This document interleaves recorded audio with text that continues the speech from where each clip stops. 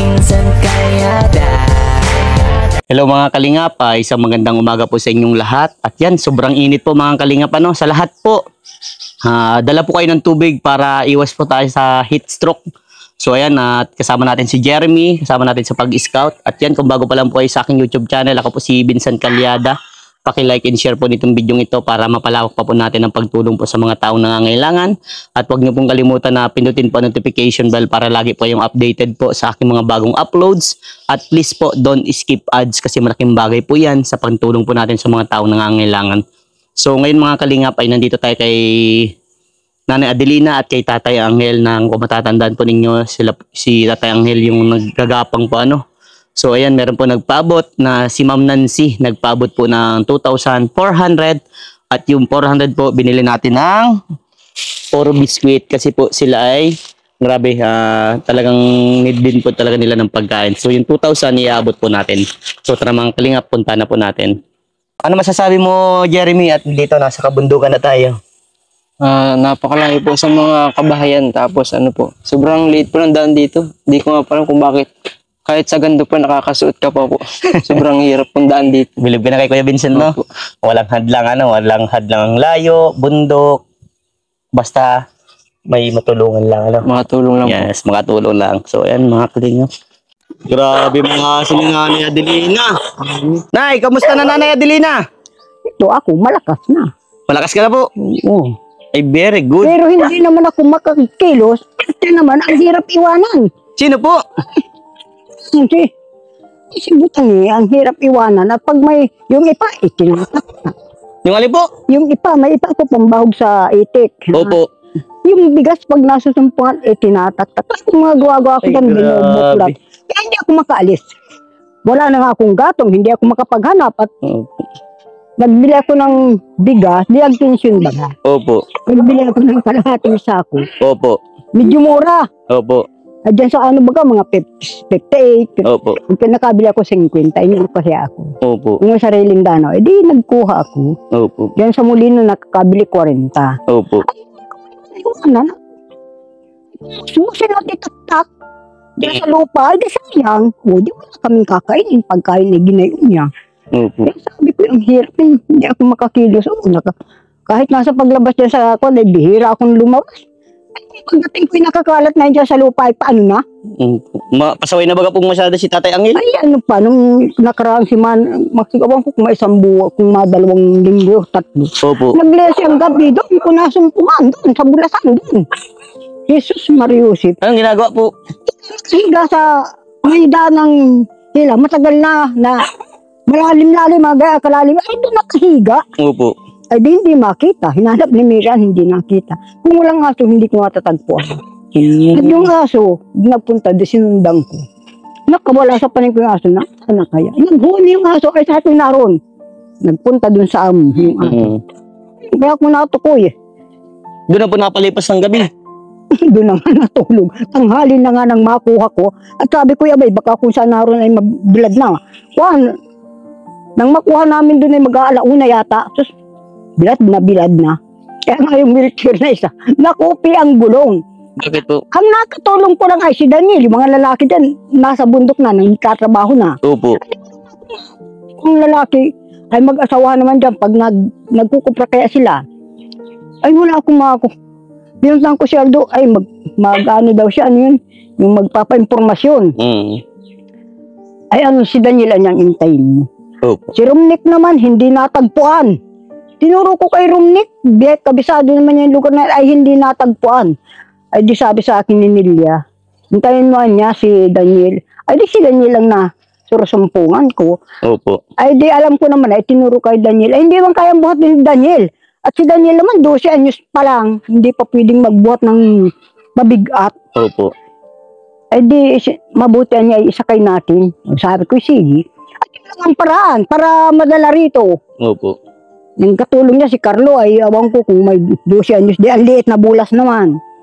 Ay sus, nakarating dito ayun. Palibasa ay bulasan yung diadanan ay di may mga kumba-kumba yung lupa. Ay naku, ang gulo. Hirap siya ay. At ang bigat. Opo. Ano pa, nakarating naman dito. Pagdating dito, Hindi nakapasok siya dyan. Nagalitan pa nga nung ama. Kasi papasok sana yon. Opo. Ay, hindi nakapasok at nabala. May gitnang alauna nang makuha doon. Ay, napasok siya ay alis siya dito yung mahigit alas 12 eh. Kasi insi kaya yun na nag-aaral ay. Opo.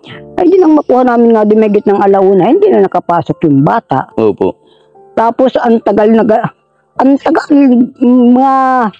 kumbaga sa may parang nalula siya. Ang Opo. tagal, bago pagbalikan ng yung mag-normal ng dating kondisyon niya. Mga 2 araw yata. Si Tatay Angel po. Oo. Pag-igi naman, diyan naman nagpunta. Magdamag man, uli-uli daw diyan. Diyan, sa 2 bahay na yan. Ako sa labas, uli-uli. Opo.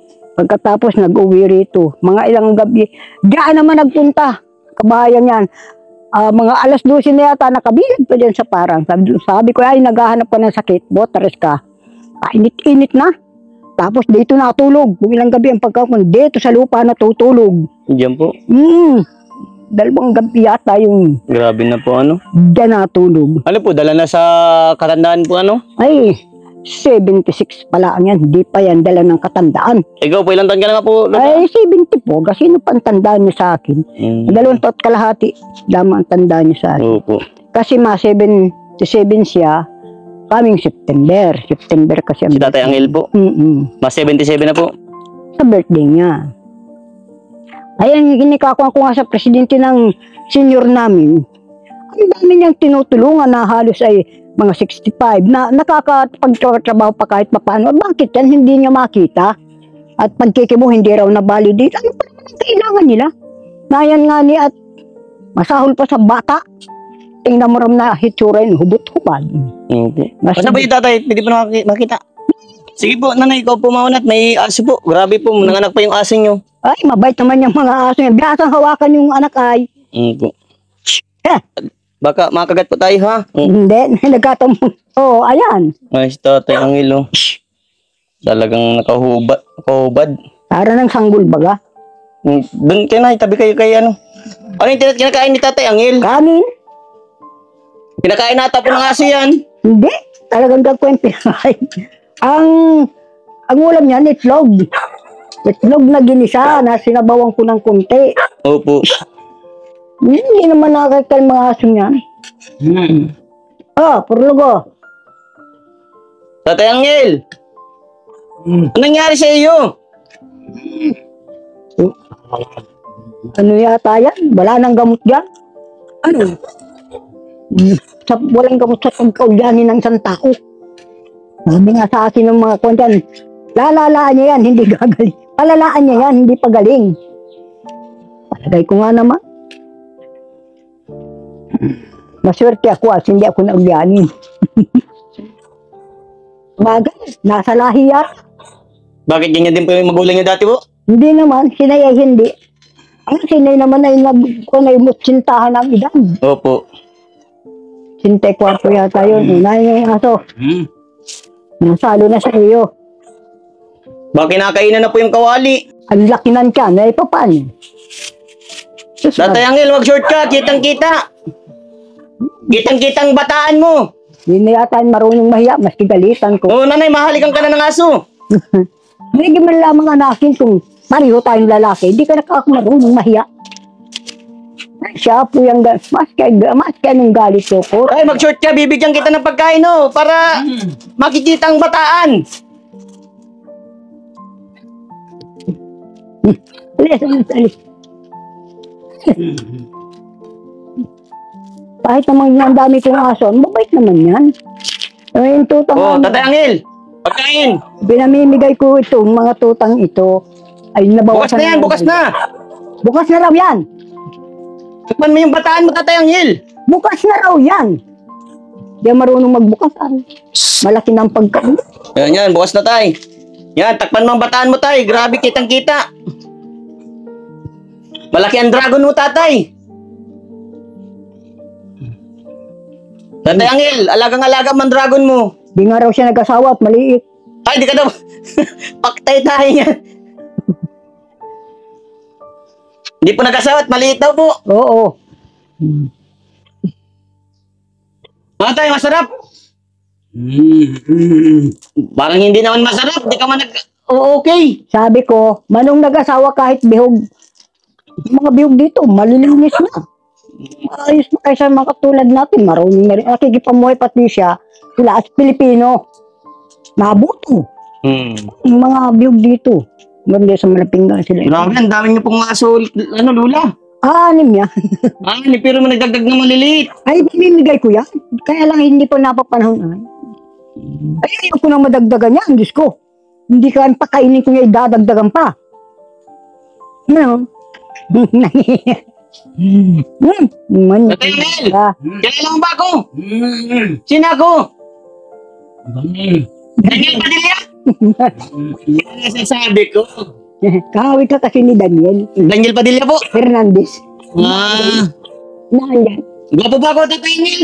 Kaya kala ay si Daniel. Tatay Mel, gwapo ba ako? Parang galit naman. Hindi naman po. Yung kasama mo yung anak ni Asun? Hindi po. Ha? Pinagagwapo po yan na tinutulungan ko. Kala ko yung anak ni Asun. Ay si Asun kasi kilala namin. Opo. Pero yung mga anak hindi ko kilala. Hindi man ako lesa, hindi ako nakakarating doon. Dito lang ako sa pag alis ko dito, lalabas ako dito sa labasan. Opo. Pag babalik na ako rito. Pag pag wala ako sadya, hindi ako napapagawi sa ibang lugar. Opo. Paano nga ni ang dami inaasikaso, mahala na ani. Lalo pang nagkagaya niya na Jesus Mariosip. Ba, may natagalan kang hindi mapagawi rito. Opo, nanay, at nabibisi. Maraming inaasikaso, nag-birthday si Rina. Oo. Naroon ka doon? Sa birthday Opo. ni Rina? Opo, naroon pa ako. Nanood ako dyan kay Lia. Sandali lang. Nakita mo pa ako? Hindi. Basta't ang nakita ko, si Rina. Tatay Angel, ano po, masarap? Hahanapan na po kita ng asawa. Malaki ang dragon mo, Tatay Angel. Tatay. Salamat naman at napunta ka rin pala doon kay Rina. Opo. Kilala mo po yung si Rina, nanay? Hindi gaano, pero taga dyan yung dati sa katira sa may Sabudam. Opo, taga dito lang po yun. Nakita ko yun dyan, nagbabike. Ang laking babae. 16 pa lang daw yun yung makita ko dyan. Bago pa lang yung pinupuntahan ni Kunay Matubang. Opo. Ang laking babae. 16 pa lang kalaki-laki. Siya nga po.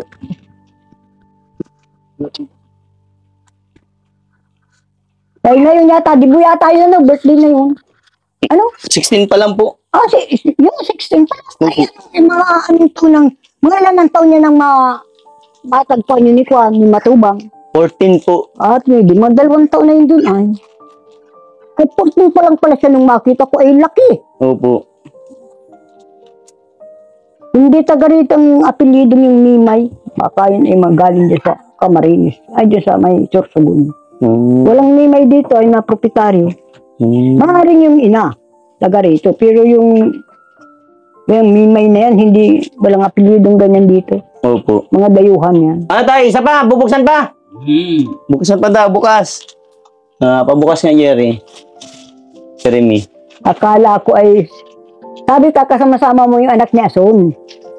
Yung akala ko siya mong kasama. Hindi ko kaya yun kilala. Oh, tatay. Pero si ano, Oh. si Asun, awan ko kung nandiyan pa si Sunny, nag-uwi daw yung ama. Pero ayaw na ni Asun. Mas nabayaan nga naman silang matagal ay. Isang pang-uns ng tatay Grabe, gutom na gutom si tatay. Jesus Mariosip nung kumain nga yan ay, masayang ako, mahigit 2 cup noodles baga. Ay, halos kalahati nung kanin ay Ay, kaya po malakas kumain si tatay at malaki ang dragon, binubusog ang dragon. Kaya tingnan mo, ang laki ng tiyan. Sabi ko, mga puro bakterya niya yata ang laman niya at paano. O minsan yung kanin diyan, kung makukuha sa lupa, hindi pa naman anak. Mas kinakain po? Hindi naman. Blabog daw niya sa aso. Ay sabi ko, huwag mo kalat diyan sa lupa. Kahit mag-aaso, pwede ilagay sa bawo. Ay huwag diyan sakot na, may malalaw ka ng buhangin, ay hindi naman ay kakainin yung aso. Nay, ikaw, kain ka. Gusto ng biskuit, Nay. Buksan ko para makakain ka po. Para makakain ka din po. Nay. Kain ka. Kain muna po kayo. Ako'y nagpapakain kanina ng pusa.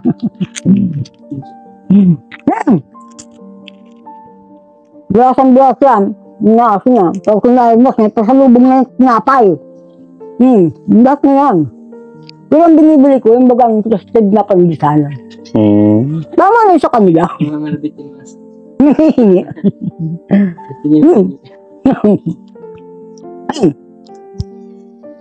Ito, may anak. Tay, malalaglag na yung pagkain mo. May anak ito, ani. Malalaglag na. Nalaglag na. Ito naman, isang anak. Pero wala na yung anak nito. Pinagay ko na. Ito, lilima na yung anak. Dapat bawasan nyo na po aso nyo. Tatay Angel, kukunin ko na yung mga aso mo. Matuta. Lahat yan, yung malalaki. Wag. Ayaw nyo po, nanay. Ang babait nga. Matuta. Kinakain niya yung ano. Hindi na ako magtitira. Ay, ito. Huwag mo na kainin yan, tay. Bigay mo sa aso. Bigay mo dyan, oh. Bigay mo na sa aso yan. Nahiya. Yung aso. Takpan mo yung bataan mo. Labas ang dragon. Ang dito kayo tarinay. Meron po. Yan. Malakas yung kumain si Tatay Angel ay. Malakas. Kaya sabi sa atin nung kalem, ay, matatagalan ka pa niya magsisilbi ka. Malakas kumain. Tandaan, nalalaglag. Kapitan mo ayos, tay. Ay, grabe. Isang samual ba yan, tay? Grabe, gutom na gutom Tatay Angel ah. Parang nagpalaw ng libo-libo. Kaya niyang kumain. Pero nung kasagsagan niya po, yung mga kabataan niya po, hindi po ganyan, ganyan talaga din. Hindi ang gaya noon. Bakit nagkaganyan na po ano? Among ko niyan. Yan gaya noon. Pabiyasa yung dyan sa ibang bahay natiran. Siyempre, hindi. Saka ang laki. Nangangalat naman. Nalaglag na lang ulit. Binabaw po yung dragon mo, Tatay ay. Yan, hindi alam kung pa yung book. Matanda na talaga si Tatay. Hindi pa yan. Bayanin na Tatay na po. Bakit sila David tsintahan hindi gayaan? Nangyari kaya dito kay Tatay. Ibang ko yan, nagtira yun sa malayong bundok. Malayo po. Baka anong ang tawag doon? Depression. Nakakilala mo, mabait mo po si Tatay. Kung ito kasi doon sa tinirahan ng bundok, mag-isa lang siya, walang karatig. Ay, kung ilang taon yan doon. Bago nag-lockdown, nandun na yan. Opo. Nang bumaba siya, malapit nang matapos ang lockdown. Malapit nang palitan si Duterte. Siguro mga 5 taon siya doon. At bago mo mag-lockdown ay nandun na si Al. Opo. Nang bumaba siya ay malapit nang bumaba sa pwesto si Duterte. Kaya, ano ko, depression. Piruin mo, mag-isa ka. Pero kung ako nagdiras lang, hindi ako mababalo sa alungkutan. Binibisita lang siya doon ni Rumik, binibigyan, nadalan siya ng pagkain. Opo. Nanay, ito po yung para sa inyo, oh. Biskuit. Oh, Nay, diyan na po. Labas niyo po yan. Yan, labas niyo po, Nay.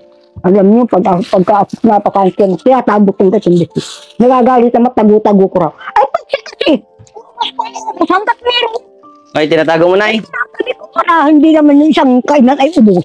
Opo. Yan, tago mo po dyan. Umupo ka muna dyan, Nay, para di ka mapagod po. Natabi ko yan. Binatabi niyo po. Oo, pero binibigay ko din naman sa kanya. Huwag lang yung isang bukasan ay ubos naman. Opo. Lagi bagang ubos, Nanay? Nakatatlo na nga agad, oh. Kahit pa yung 2 supot niya, ubos yan, pagkaya niya ay pababayaan dyan. Saglit lang po yan dyan. Mahinang kumain si Tatay na po. Hanggat may nakikitang pagkain na hindi natigil. Pero mo yung sinahin ko may git na 3 takal. Opo. Kung sa litsi baga, Opo. siguro may git yung 3 dahil yung isang cup noodles ay may git sa litsi ay Opo. halos mahati niya. Ay, malakas talagang kumain na po. Ay ako, kaunti lang kung kumain. Tapos, naubos ko sa dami ng aso. Opo. Nay, oh. Anong bibili niyo po yan? Pang-ulam. Ito pa, Nay. Marami na kayong pera, Nay. Mayaman na ulit po. Naku, ang daling gastusin ng pira ngayon. Diyos Opo. ka.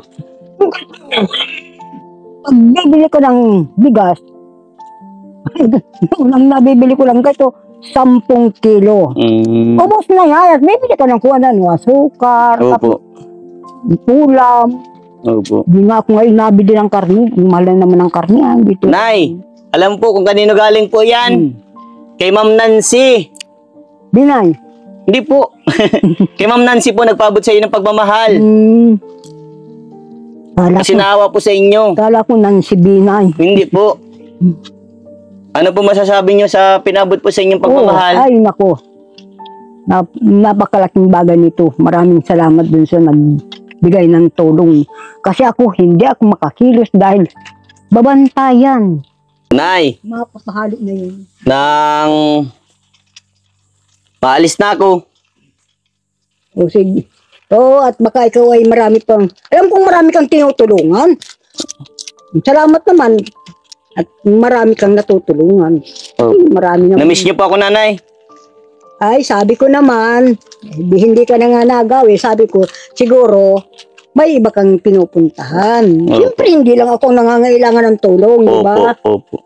Kaya sabi ko, siguro, di naka... Ano bang kailangan niyo po, Lola Adelina? Ay, kung kahilingan ko ay marami. Ano po O yung yung mata ko, lumalabo. lumalabo? Kailangan na makakakita ng gwapo.